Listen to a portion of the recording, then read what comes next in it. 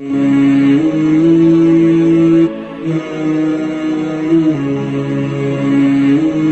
forget, like, subscribe and share to the famous scholar Mufti Inamullah Khalid. ایک بزرگ تھے مالک بن دینار. محلے والوں نے آ کے ان کے پاس شکایت کی. کہا کہ ایک ہمارا پڑوسی ہے، وہ ہر وقت گناہوں میں مبتلا رہتا ہے، گانے بجاتا رہتا ہے، نشے میں رہتا ہے. تو آپ ایسے کریں، ہماری اس سے جان چھڑوائیں. اس کی وجہ سے تو ہمارا بھی ماحول خراب ہو رہا ہے، ہمارے بچے بھی بگڑ جائیں گے، خراب ہو جائیں گے. مالک بن دینار ان کے ساتھ چلے گئے. کہا بھائی یا تو باز آ جاؤ. اس نے کہا میں نے نہیں باز آنا. کیا کر لو گے؟ میں جو کرتا ہوں اپنے گھر میں کرتا ہوں، تمہارے گھروں میں کرتا ہوں. میرا گھر ہے، میری ملکیت ہے، میں اپنی چار دیواری میں کرتا ہوں جو کرتا ہوں. تمہیں تکلیف ہو رہی ہے تو تم چھوڑ جاؤ محلہ، تم اپنے گھر بیچ کے کہیں اور چلے جاؤ. انہوں نے کہا کہ اگر تم باز نہیں آؤ گے تو بادشاہ کو تمہاری شکایت کریں گے. کہنے لگا جاؤ جا کے اس کو شکایت لگا دو، کوئی بات نہیں، میں تو خود اس کے خاص آدمیوں میں سے ہوں، وہ تو مجھے کچھ نہیں کہے گا، منہ کی کھا کے واپس آؤ گے. حضرت مالک بن دینار نے جب یہ سنا، یکاشک ان کی زبان سے یہ الفاظ نکلے پھر ہم تمہاری شکایت اللہ سے کریں گے.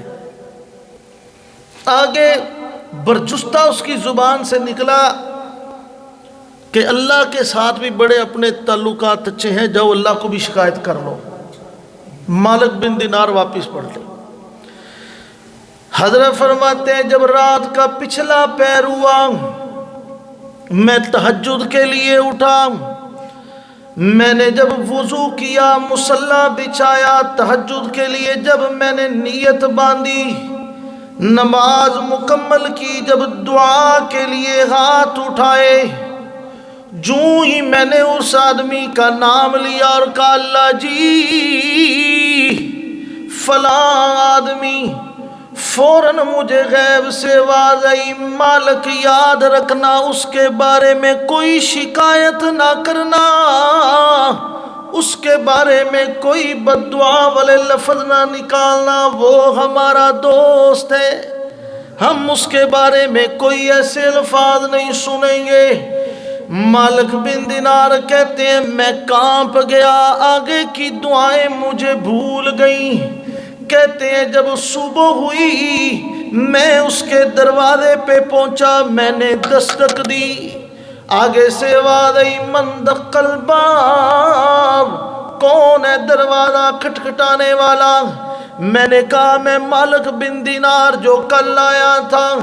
آگے سے اس نے دروازہ کھولا اور کہنے لگا خدا را اب نہ کہنا کہ مکان چھوڑ جاؤ، علاقہ چھوڑ جاؤ، محلہ چھوڑ جاؤ، یہاں سے نکل جاؤ، خدا را میری جان بخش دو، اب نہ کہنا.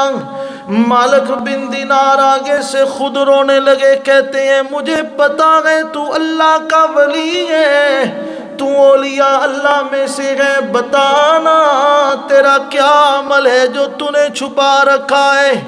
وہ آگے سے چیخ مار کے کہنے لگا اللہ اکبر، خدا کی قسم میرے کوئی اعمال نہیں، میں کوئی عبادت گزار نہیں، یہ محلے والوں نے جو دیکھا میرے بارے میں جو سنا وہ سچ کہتے تھے، میں تو اعلیٰ درجے کا گناہگار ہوں.